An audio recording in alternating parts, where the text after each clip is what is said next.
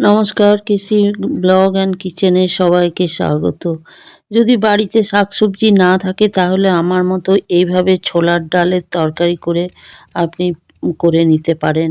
আর এই ধরনের তরকারি খেতে ভীষণই ভালো লাগে। চলুন দেখে নিন কিভাবে বানাচ্ছি। দেখুন আমি ১ কাপ ছোলার ডাল ২ ঘন্টা আগে ভিজিয়ে রেখে দিয়েছিলাম। আপনারা যদি ভুলেও যান তাহলে কমসে কম ১ ঘন্টা আগে গরম জলে ভিজালেও হয়ে যাবে এটা।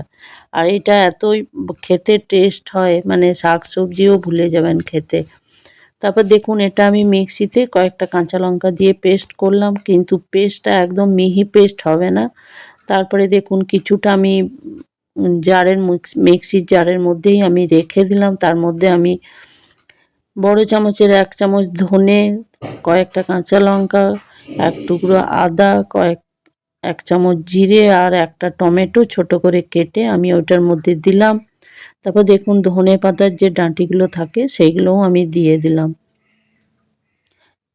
দিয়ে ওই যে মশলাটা করে নিলাম তার থেকে আমি ১ চামচ নিয়ে ছোলার ডালের যে পেস্টটা সেটার মধ্যে আমি দিয়ে দিলাম। তারপরে এটার মধ্যে পরিমাণ মতো নুন দিয়ে দিলাম, একটু গোটা জিরে দিয়ে দিলাম, তারপরে ধনে পাতা কুচি করে দিয়ে দিলাম। আর এই ধরনের তরকারি কিন্তু এই পেস্টটা কিন্তু একদম মিহি পেস্ট হবে না, একটুখানি ওর মধ্যে মোটা মোটা রাখতে হবে। তাহলে কি হবে, জালিদার হবে আর ভেতরে রসটাও ভীষণভাবে ঢুকে যাবে। দেখুন আমি এইভাবে গড়ে নিতে হবে, একদম চপের মতো চ্যাপ্টা চ্যাপ্টা করে গড়ে নিতে হবে। তারপরে দেখুন এইদিকে আমি একটা ফ্রাই প্যান গরম করতে দিয়েছি, তার মধ্যে সর্ষের তেল দিয়েছি। আর সর্ষের তেলটা খুব ভালো করে গরম করে এটা আমি মিডিয়াম আঁচ করে দিয়ে সব বড়াগুলো ভেজে নেব। সমস্ত বড়াগুলো কিন্তু ভেজে নিতে হবে।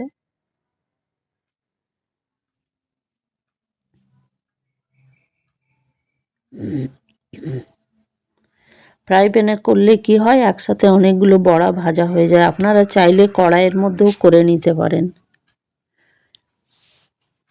আর এই তরকারিটা খুবই ঝটপটে হয়ে যায় আর খেতে ভীষণই সুস্বাদু লাগে।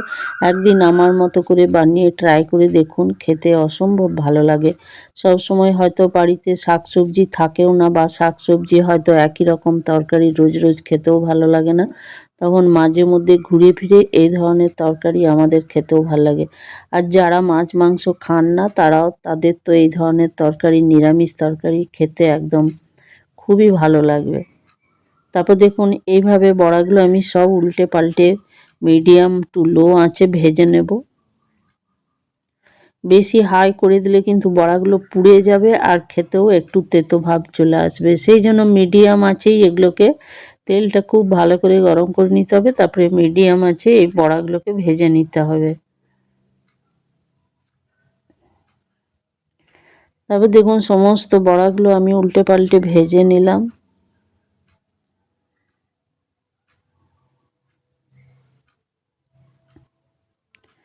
তারপরে বলে দিই, যারা আমার চ্যানেল সাবস্ক্রাইব করেননি তাদের সাবস্ক্রাইব করার অনুরোধ রইল। আর আমার রেসিপি কেমন লাগলো লাইক, শেয়ার ও কমেন্ট করে অতি অবশ্যই জানাবেন।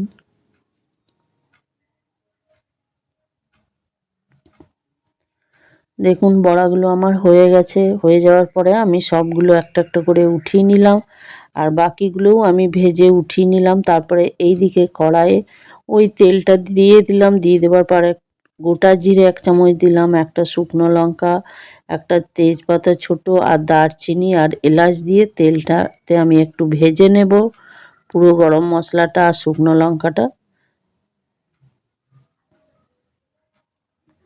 ভেজে নেবার পর ওই যে আমি মশলাটা করে রেখেছি একটুখানি ছোলার ডাল পেস্টের সাথে, জিরে, ধনে, লঙ্কা, আদা আর ওই ধনে পাতা বা টমেটো এইসব দিয়ে যে মশলাটা করে রেখেছি সেইটা আমি ওই তেলটার মধ্যে দিয়ে দেবো। দিয়ে দেওয়ার পরে এটা লো টু মিডিয়াম আঁচে ভেজে নিতে হবে বা মশলাটা কষে নিতে হবে।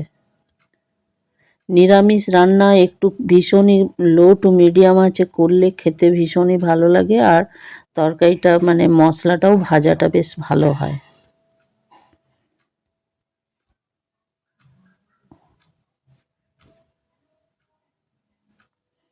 তারপর দেখুন এর মধ্যে আমি ভাজতে ভাজতে পরিমাণ মতো হলুদ দিয়ে দিলাম, পরিমাণ মতো আমি নুন দিয়ে দিলাম স্বাদ অনুসার। আপনারা যে যেমন নুন খান সেইভাবেই দেবেন।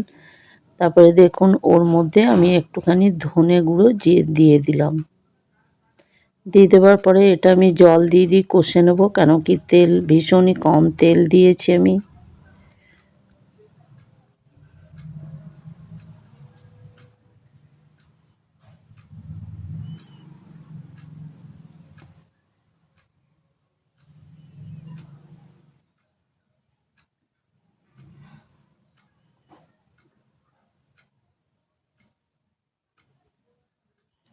তারপরে দেখুন এইদিকে একটা আলুকে আমি পুরো মিডিয়াম সাইজের আলু আমি সেদ্ধ করে রেখেছি। সেদ্ধ করে এটাকে ভালো করে একটু ম্যাশ করে আমি এটার মধ্যে দিয়ে দিলাম।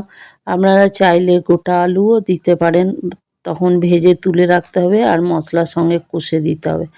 তা আমি গ্রেভিটা একটু গাঢ় করবার জন্য দিয়েছি। এটা খেতেও ভীষণই ভালো লাগে আর আলুটা একদম ঝোলের সাথে মিশেও যায়। তারপর দেখুন এটা আমার সমানে আমি ভেজে নিয়েছি প্রায় 5-7 মিনিট ধরে। ভেজে নেবার পরে আমি এটার মধ্যে গরম জল দিয়ে দিলাম।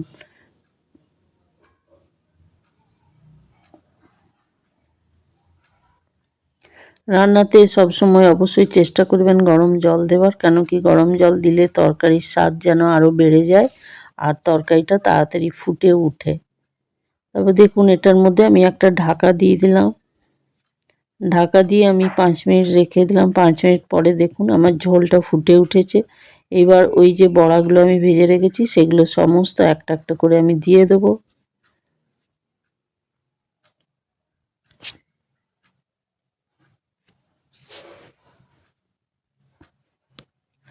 তারপরে আমি 3-4টে কাঁচা লঙ্কা চিড়ে আমি এটার মধ্যে দিয়ে দিলাম। আর একটুখানি আমি কসুরি মেথি এটাতে দিয়ে দিলাম। আপনারা চাইলে মশলাটা যখন কষা হচ্ছিল তখনও দিতে পারেন। তারপরে এটার মধ্যে আমি 5-7 মিনিট ঢাকা দিয়ে রেখে দিলাম। রেখে দেওয়ার পরে দেখুন আমি ঢাকা খুলে দেখাচ্ছি। আমার বড়াগুলোও একদম ফুলে উঠেছে আর ঝোলটা গ্রেভিটাও কমে গেছে। আর এই ধরনের তরকারি খেতে ভীষণই ভালো লাগে। একদিন ট্রাই করে দেখুন আর দেখে কমেন্ট করে অতি অবশ্যই জানাবেন। তারপর দেখুন এটা একটু যতই হোক মানে বড়ার তরকারি তো একটু তো জল টানবেই, সেই জন্য গ্রেভিটা একটু বেশি রাখতে হবে। তো তার মধ্যে আমি একটুখানি গরম মশলা দিয়ে দিলাম। আপনারা চাইলে এর মধ্যে ঘিও দিয়ে দিতে পারেন। আমি ঘি দিই, তবে আজকে দিইনি আমি ঘিটা। তারপর দেখুন এটা আমি গ্যাস অফ করে স্ট্যান্ডিং টাইমে রেখে দিলাম। রেখে একটা বাটির মধ্যে সার্ভ করে দিলাম। আমার রেসিপি কেমন হলো জানাবেন। ফিরে আসছি পরের কোনো রেসিপি।